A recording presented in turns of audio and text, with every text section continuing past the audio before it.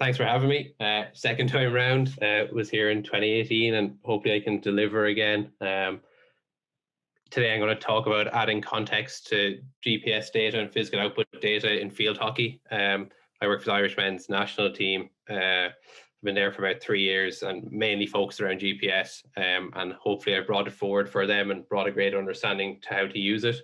The reason I'm trying to bring more context to the physical output data is mainly for the coaches and for the players to get a bit more buy-in from them, and that we can bring it into our training, because there's a lot of full game summaries that are put out there in research and even used in practice, and you don't get a lot from them. It's very hard to have a discussion around a player or what they experience on a pitch from a full game summary and what they've experienced, and to try and bring that into training and bring in the decision making process as part of it and what they've experienced mentally and psychologically.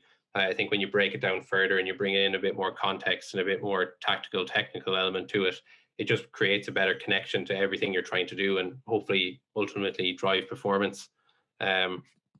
Just this first slide is a very simple summary of what a forward is asked to do physically in an international match.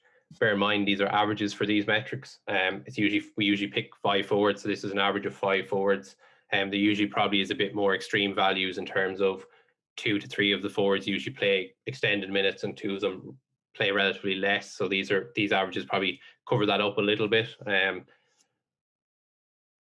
in field hockey, one of the big things to take away and to know about field hockey is that there's unlimited rotations.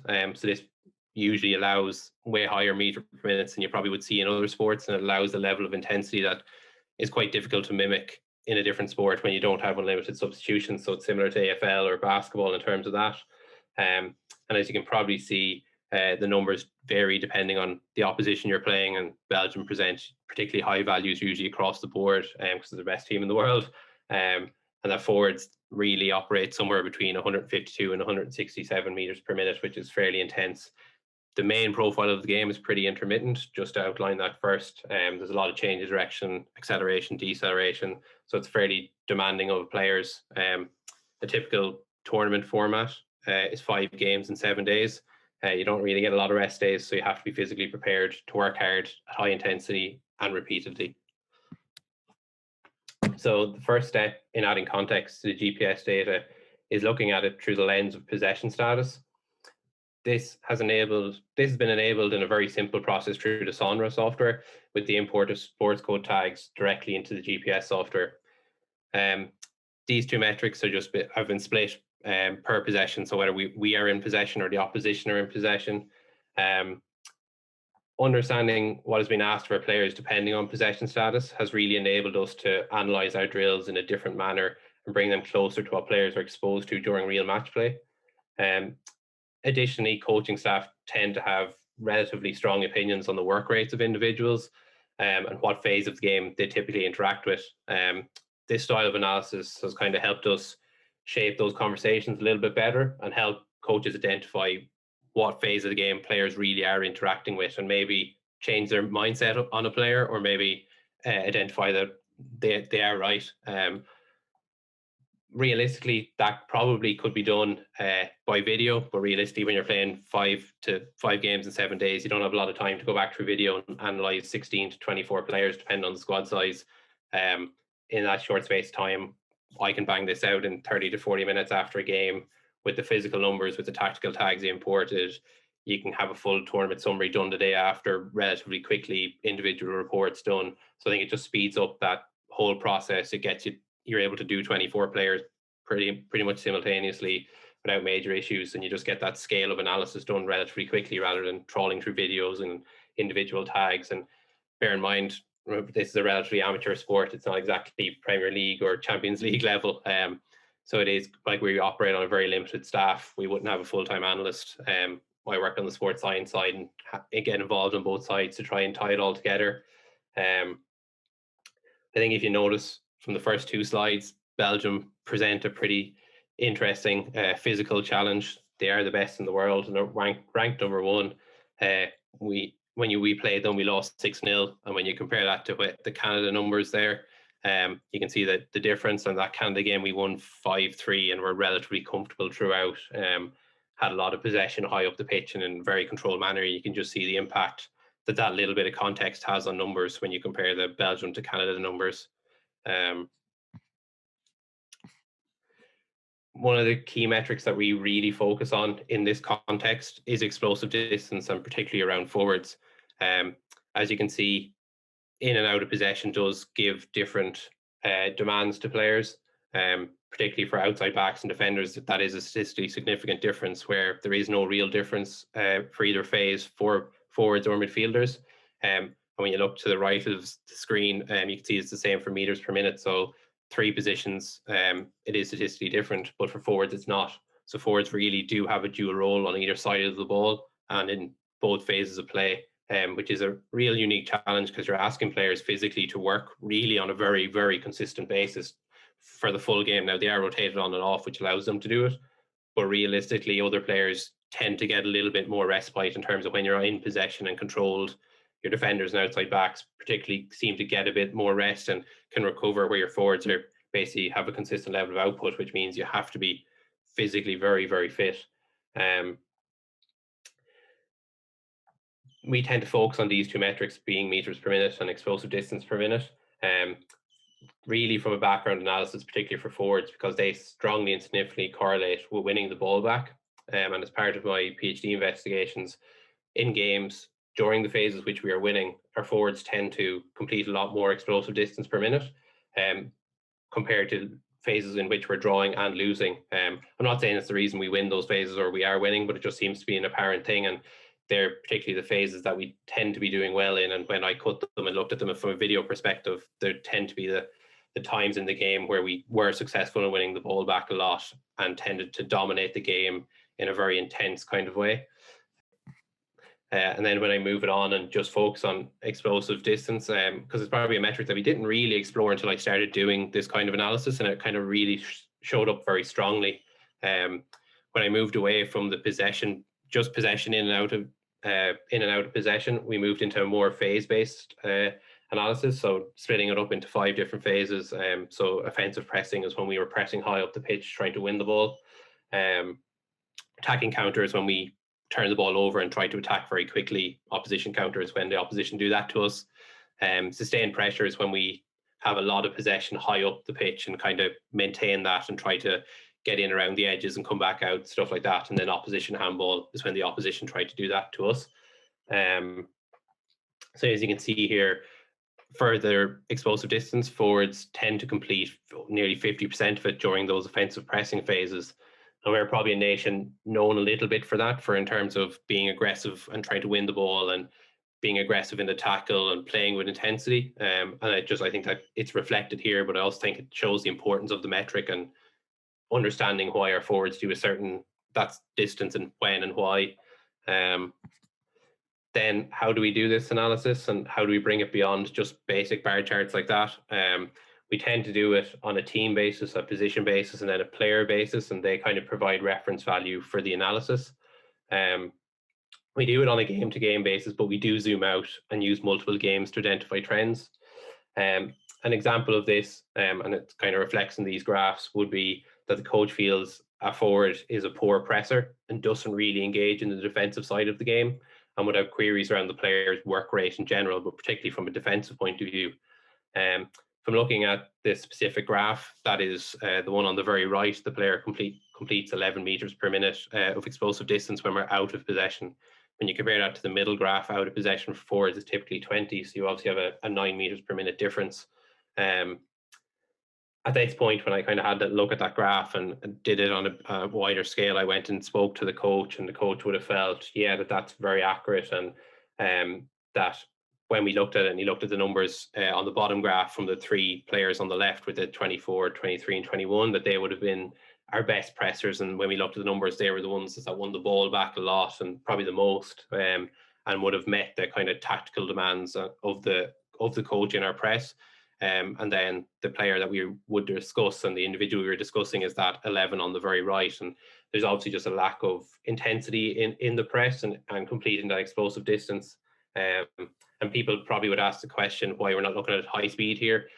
Hockey, to be fair, has a very limited pitch size, so realistically high speed is probably not a metric that is hugely important in terms of pressing, because you're usually working from a zonal system and it's a lot of small spaces that you're operating in. So it's really about acceleration and explosive distance.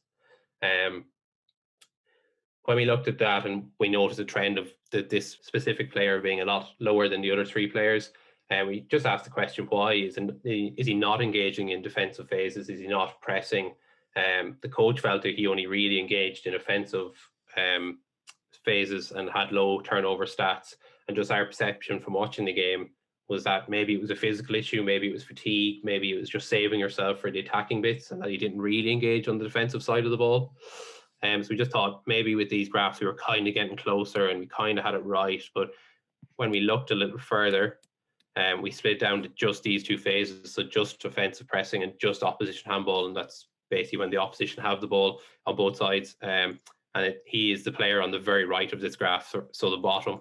And in these phases, he was quite similar to two other players, but still a good bit off our 2 to 3 best pressers. So it kind of just showed that really he was struggling with intensity in those phases. He's like, compared to two other players, he was relatively engaged, but still off probably our peak performance numbers. So then we were concerned, still didn't feel like we had a right enough answer when we looked at this. We looked at it a little bit further.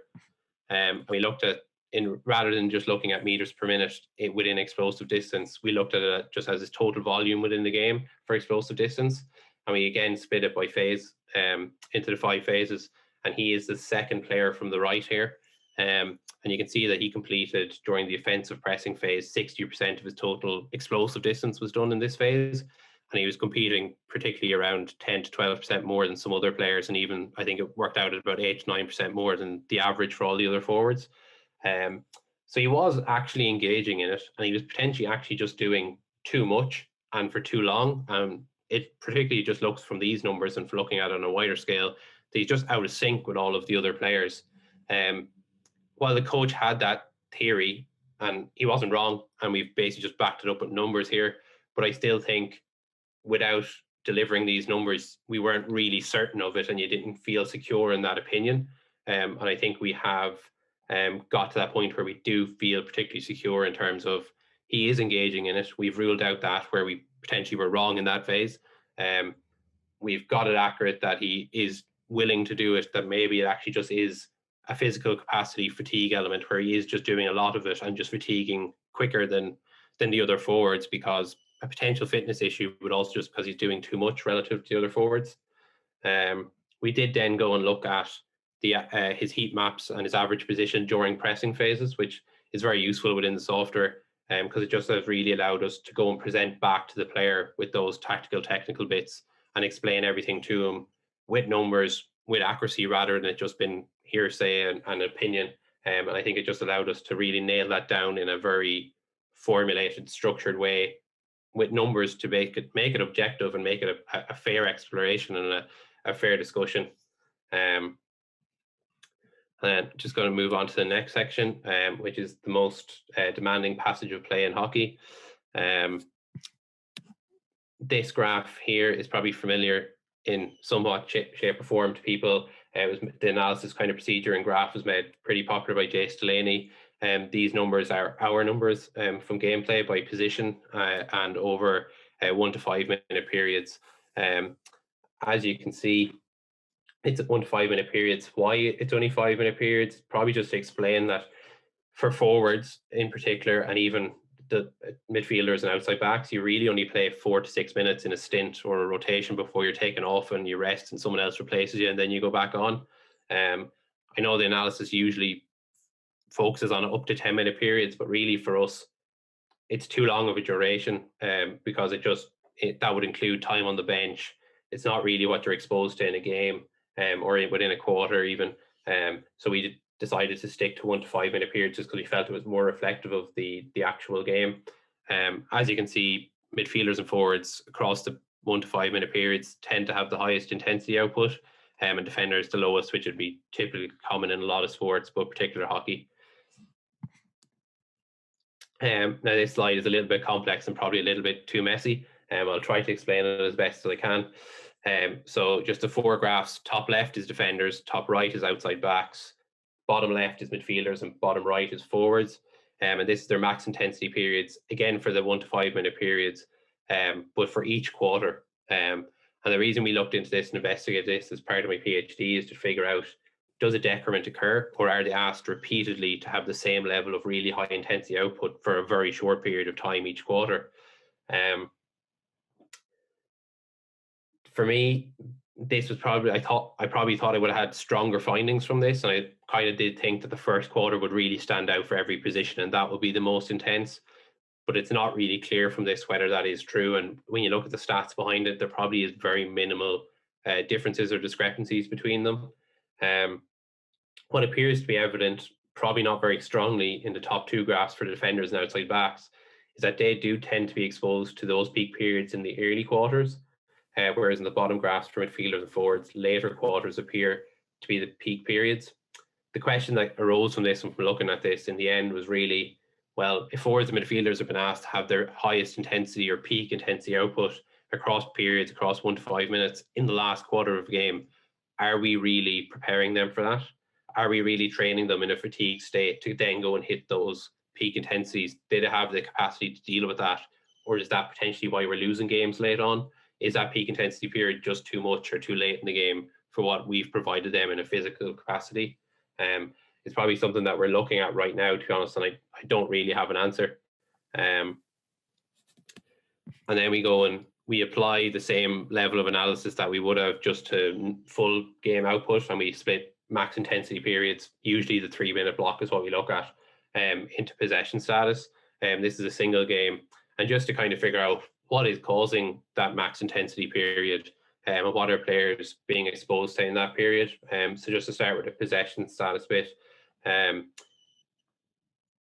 thing that really sticks out for me is the range experienced by different players. So you've got one player there that for his max intensity period in this game, 80% of it was in possession, while you can see for another player down the bottom, it was only 27 or 28%. And it's just the range really stands out, that some players are getting exposed to that peak intensity period because they're out of possession, while some others are getting it while we're in possession. And just even to consider the psychological demands of those phases are completely different, and just whether we're training that is the question. Again, I don't really have the answer. I think this level of analysis is what's sparking these questions, and now we're trying to find the answers. Possession is also a good reference point, but we still didn't feel it gave us enough context to what was actually being demanded of them. So we then brought it again to the 5 phases. Before I did this, I would have probably thought all of the max intensity periods usually come from a counterattack, whether we're counterattacking the opposition or they're counterattacking us.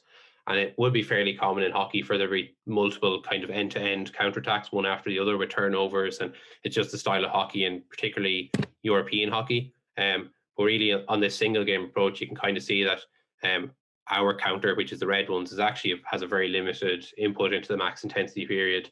And the opposition counter, which is the dark blue, does have a decent bit, which is kind of what we were right. But I'm mostly shocked by the how much of the grey, in terms of handball, opposition handball, has a role to play in this, particularly because it is a challenging phase, but I probably wouldn't have thought it's the most challenging phase. And I think speaking to players, you wouldn't have got that response.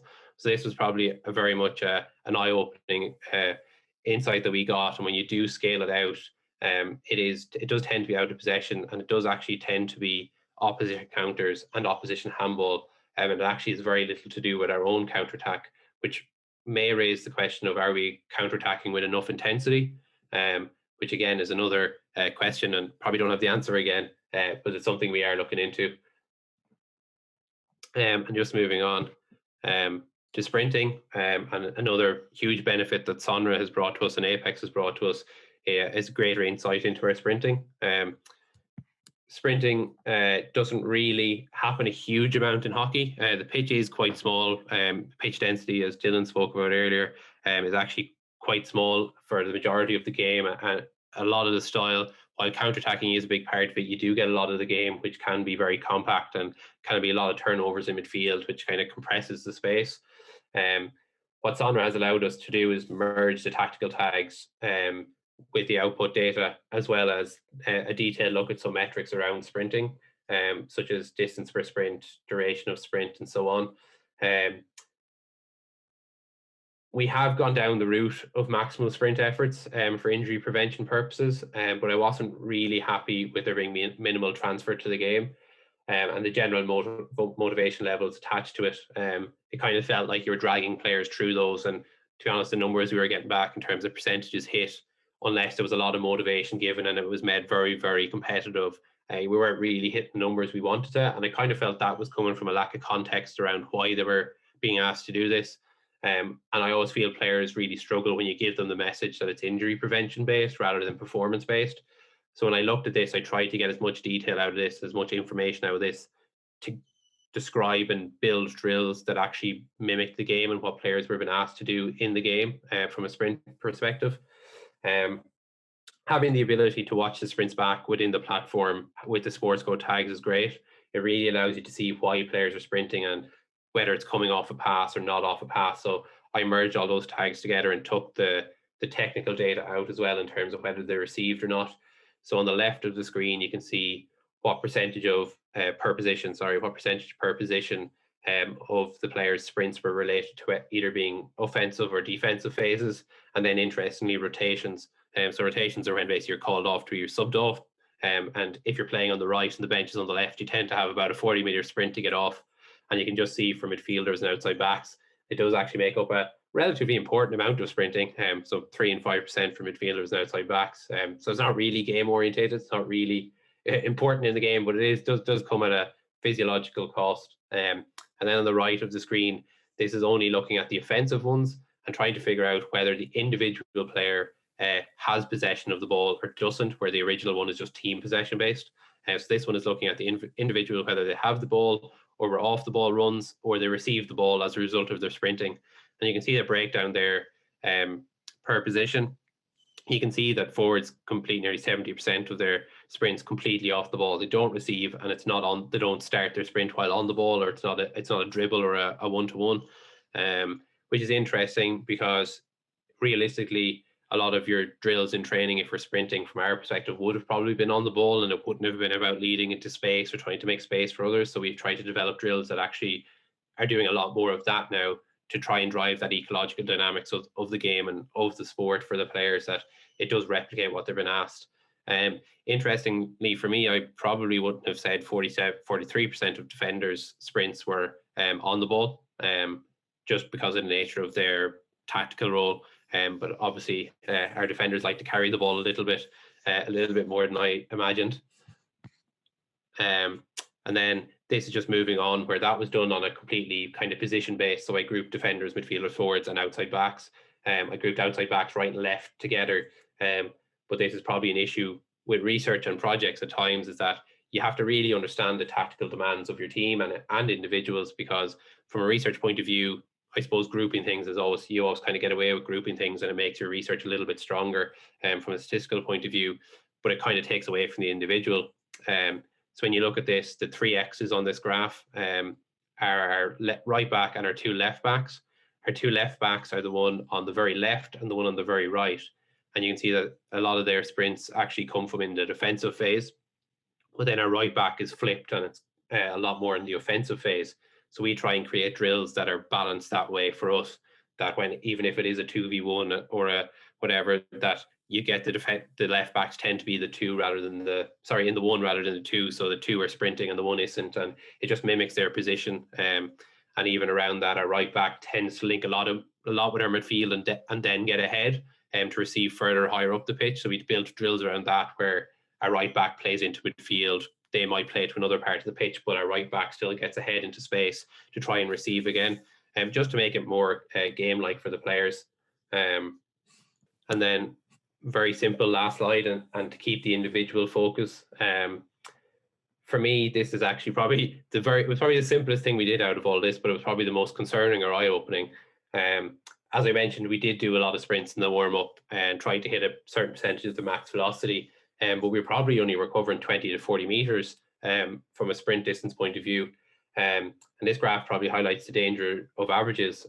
While that approach of doing 20 to 40 meters did meet the demand of averages, it probably didn't prepare players for the maximal demands of the game. As you can see, there's 9 players there that had efforts in game over 60 meters long. And then there's one whose max is out at 80 meters. 80 meters is the equivalent of 87% of the full pitch in terms of distance. Before we did this analysis, we certainly weren't preparing players for an exposure close to 80 meters. Thankfully, we are now, and we haven't picked up any hamstring injuries. So hopefully we can continue that trend. And that is everything from me.